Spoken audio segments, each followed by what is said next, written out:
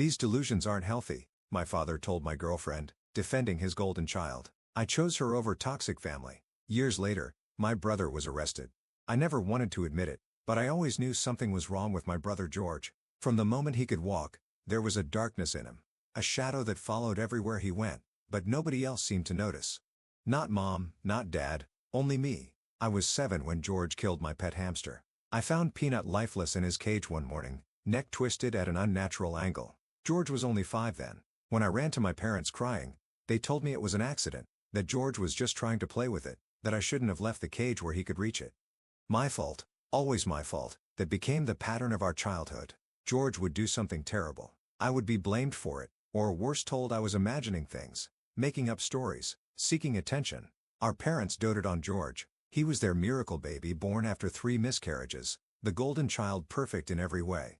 I was just there an afterthought. By the time we reached high school, George had perfected his mask. To everyone else, he was charming, popular, the star quarterback with a bright future. But behind closed doors, he was calculating and cruel. He sabotaged my friendships by spreading rumors, stole things from my room and planted them in other people's lockers, did everything he could to isolate me, to make me miserable.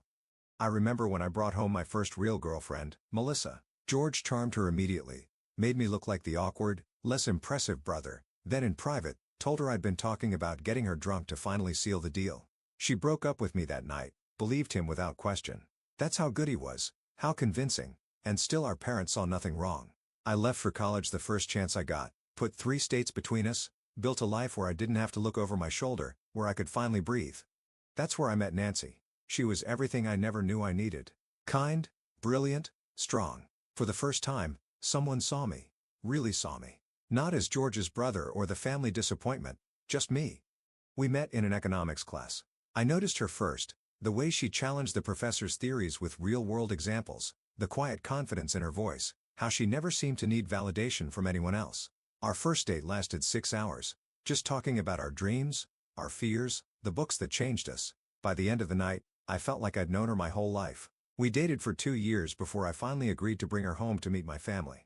I'd avoided it for as long as possible, making excuses about busy schedules and distance. The truth was I was terrified of exposing her to them, to him. The drive to my parents' house was tense, my knuckles white on the steering wheel. Nancy noticed, placed her hand over mine. "It's going to be fine," she assured me. "They're just people." But they weren't just people. They were the architects of my insecurities, the enablers of George's darkness. I should have trusted my instincts. The moment George laid eyes on Nancy, I saw something shift in him. A predatory gleam I recognized all too well. During dinner, he positioned himself next to her, his arm casually draped over the back of her chair. "Too close. Always too close. You're way too good for my brother," he told her, his voice dripping with false sincerity. "What's a girl like you doing with someone like him?" Nancy laughed it off, uncomfortable but polite. I felt my chest tighten, my hands curl into fists under the table. Later that night, I found him cornering her in the kitchen, standing between her and the door, her back pressed against the counter. Her smile was fixed and wooden. "We should get coffee sometime," he was saying. "I could tell you all the embarrassing stories about my brother that he wouldn't want you to know." When he reached out to touch her hair, I intervened, grabbed his wrist, told him to back off. He just smirked like we were sharing some private joke. "Relax, bro," he said, pulling away. "I'm just being friendly." "Right, Nancy?" We left the next morning. Nancy was quiet during the drive home. Too quiet. "Has he always been like that?" she finally asked.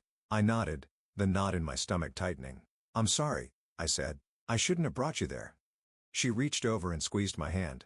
"It's not your fault," but it felt like it was, like I'd failed to protect her from something I should have seen coming. What I didn't know then was that George had already gotten her phone number from my mother, that he'd already started texting her. Innocent messages at first, then increasingly inappropriate, asking about her underwear, telling her he could satisfy her in ways I never could. When she blocked his number, he created new ones, called her in the middle of the night, breathed heavily into the phone when she answered.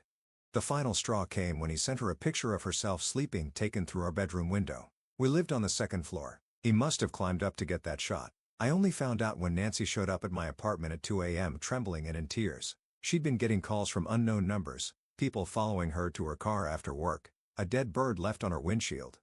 "It's him," she said. "I know it's him." We went to the police, but what I discovered there crushed any hope of justice. The desk sergeant was dismissive from the start, barely glancing at the evidence on Nancy's phone. He took perfunctory notes, his pen barely moving across the page as Nancy described the escalating harassment. "Sounds like a lover's quarrel to me," he muttered, not even trying to hide his disinterest. When I pressed him about the dead bird, the stalking, he leaned back in his chair, arms crossed. "Look, I know your brother, captain of the football team, business degree, church every Sunday. You really expect me to believe he's doing all this?" Later in the parking lot, an older officer pulled me aside. His eyes darted around nervously before he spoke. "You should know something," he said quietly. "Your father plays golf with the chief every weekend, and last month, he made a very generous donation toward the department's new cruisers." My stomach dropped. The truth hit me like a physical blow. "How much?" I asked. The officer just shook his head. "Enough. They've been told to handle any complaints about George with appropriate discretion. My advice, get your girlfriend somewhere safe. You won't find help here." That night, I learned what true powerlessness felt like, how the system that was supposed to protect the vulnerable could be so easily corrupted, how money and influence could silence truth. Small towns, they protect their own. Nancy's stalking continued for weeks. George maintained his distance, but his friends were everywhere, watching her, reporting back to him, making her feel unsafe in her own skin. One night, she woke up screaming from a nightmare, thrashing in the sheets, convinced someone was in the room with us. I held her until her breathing steadied, watched as the recognition returned to her eyes as reality replaced the terror. "I can't keep living like this," she whispered. Neither could I. I confronted my parents, showed them the messages, the pictures of the dead bird, the timestamps of the calls. We sat in their pristine living room, the same couch where I'd spent countless afternoons doing homework trying to be invisible, the same coffee table where George had once stabbed me with a pencil for changing the TV channel. The wound had needed 7 stitches. I still had the scar. My mother's face hardened as I shared the evidence. "Are you sure she's not making this up for attention? George would never do something like this. He's always been jealous of you," my father added, though I couldn't remember a single instance where that had been true. "Maybe you're the one behind all this trying to make him look bad." The betrayal cut deep, but it wasn't surprising. They'd always chosen him. Always would. We tried once more. A family intervention. Nancy bravely agreed to face them all to tell them exactly what was happening. How she feared for her safety, how she couldn't sleep at night. It was a disaster. George played the victim, shed tears at the accusation, claimed Nancy had been sending him suggestive messages, then turned around and blamed him when she got caught. "Check her phone," he suggested with feigned innocence. "I bet she deleted all the texts she sent me." My mother nodded sympathetically. My father glared at Nancy. "Young lady," he said, his voice cold. "I think you need professional help. These delusions aren't healthy." Nancy's hands trembled in her lap. I could feel her shutting down beside me, retreating into herself as they ganged up on her. As they did what they'd always done, protected George at all costs. We left that house knowing we would never go back, that we were on our own. The harassment escalated. George started spreading rumors at Nancy's workplace, claimed she'd been stealing medication, nearly cost her her nursing job. It was only her spotless record that saved her. I wanted to confront him directly to make him stop, but Nancy was afraid of what he might do if cornered, of how he might retaliate. "People like your brother," she said, "they feed on confrontation, on knowing they've gotten to you. The only way to win is not to play." When she was offered a position at a hospital across the country, we both knew she had to take it, that we had to leave, start over somewhere safe, somewhere he couldn't reach us. We were packing when the invitation arrived. My cousin's wedding. A family obligation that under normal circumstances, I would have declined, but my grandmother had been diagnosed with late-stage cancer. This might be the last time I'd see her. "We'll go for the ceremony," I told Nancy, "then leave before the reception 3 hours tops." She nodded, though I could see the fear in her eyes. I promised to stay by her side the entire time to keep her safe. Another promise I couldn't keep. The ceremony was beautiful. For a moment, surrounded by extended family who had no stake in the George mythology, I felt almost normal, almost like the person I might have been if I'd grown up in a different home. Nancy excused herself to use the restroom while I chatted with an uncle I hadn't seen in years.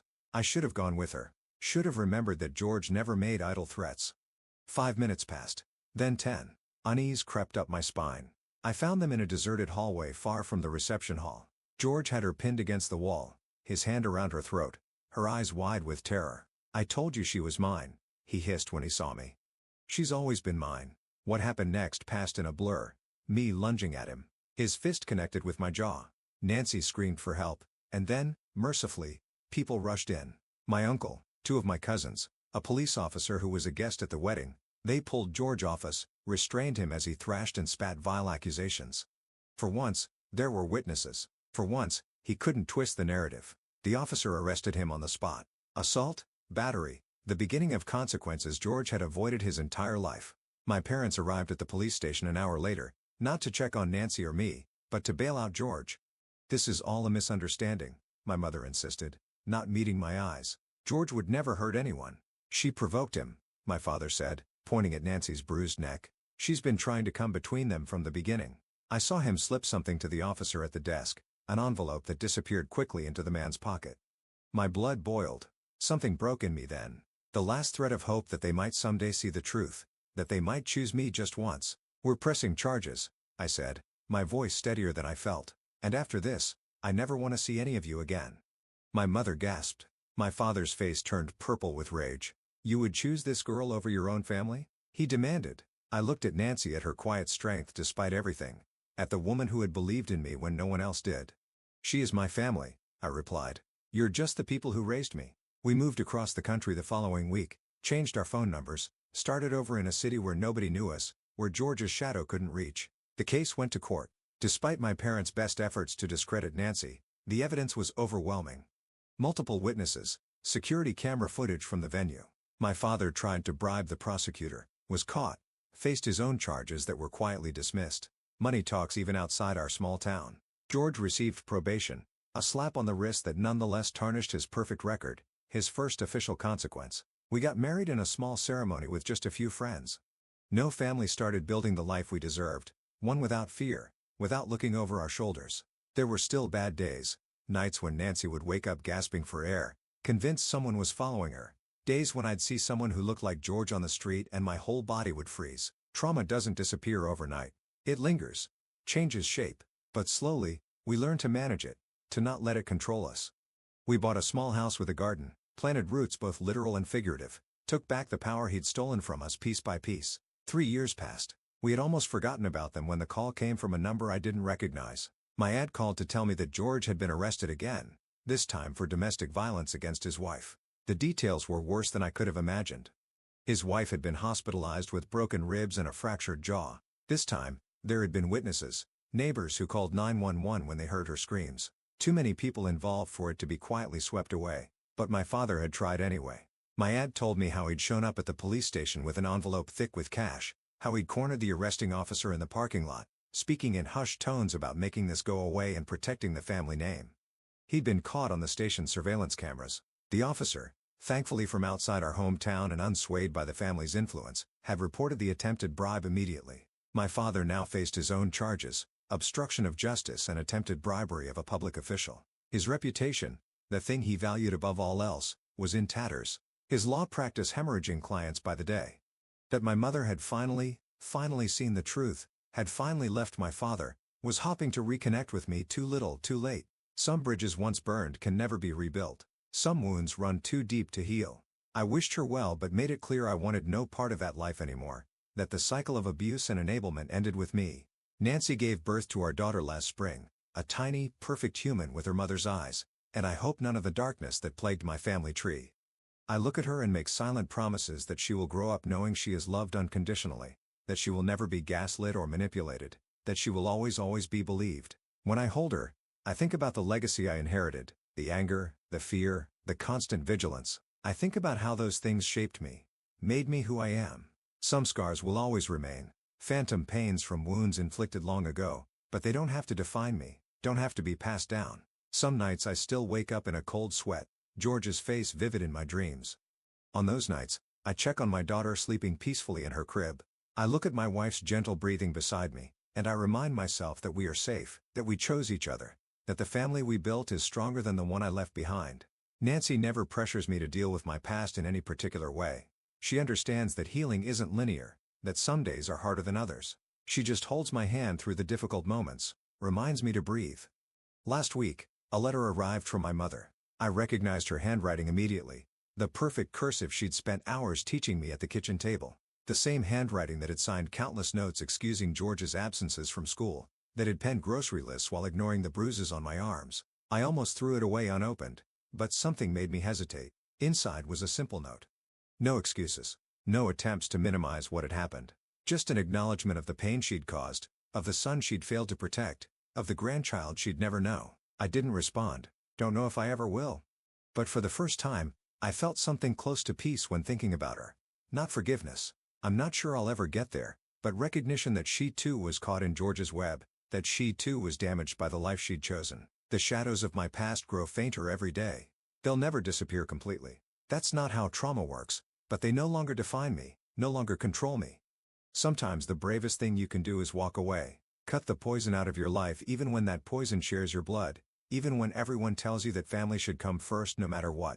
Because sometimes, family is the most dangerous thing of all. To anyone trapped in the shadow of someone like George, you aren't crazy. You aren't imagining things, and you don't have to set yourself on fire to keep others warm.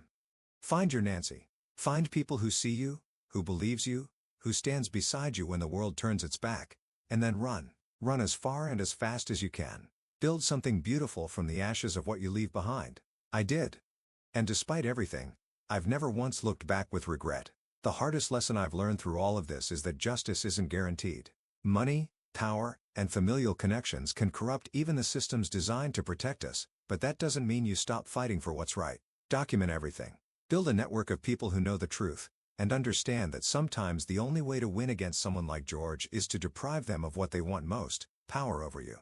For years, I carried the weight of my family's denial, wondered if somehow I was the problem, if maybe I was the one who couldn't see clearly. That's what they wanted me to believe. But gaslighting only works when you're isolated, when you have no one to reflect your reality back to you. No one says, I see it too. The truth has a way of surfacing eventually.